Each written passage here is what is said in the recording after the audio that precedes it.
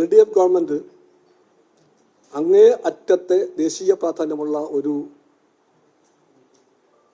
ഉടമ്പടിയിൽ പങ്കാളിയാകുമ്പോൾ ആ ഉടമ്പടി എന്താണ്, അതിൻ്റെ കണ്ടന്റ് എന്താണ്, ഇതെല്ലാം അറിയാൻ അവകാശമുണ്ട്.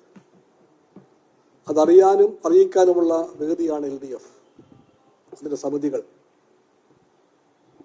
അവിടെ ഒന്നും ഇതേപ്പറ്റി ചർച്ചയൊന്നും ഉണ്ടായിട്ടില്ല. കമ്മ്യൂണിസ്റ്റ് പാർട്ടി ഉറപ്പിച്ചു പറയുന്നു, ഘടക പാർട്ടികളെയെല്ലാം അറിയിക്കേണ്ട കാര്യങ്ങൾ അറിയിക്കാതെ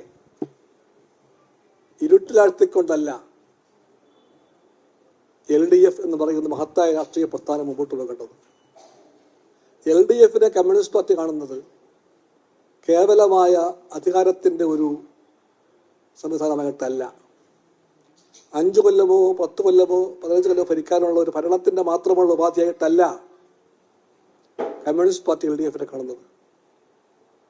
LDF ഇന്നത്തെ ഇന്ത്യൻ രാഷ്ട്രീയത്തിൽ നിയതമായ ദൗത്യം പൂർത്തീകരിക്കാൻ കടപ്പെട്ട രാഷ്ട്രീയ പക്ഷമാണ്.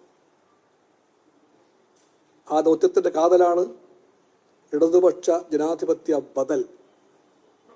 ആ ബദലിനാവശ്യമായ പരിപാടി, ആ ബദൽ കാഴ്ചപ്പാടും ആ പരിപാടിയുമാണ് LDFനെ വ്യത്യസ്തമാക്കുന്നത്. അതാണ് LDFന്റെ മഹത്വം. ആ മഹത്വത്തിൻ്റെ എല്ലാ അർത്ഥങ്ങളും എല്ലാ അംശങ്ങളും ആരെക്കാളും ബോധ്യമുള്ള പാർട്ടിയാണ് CPI.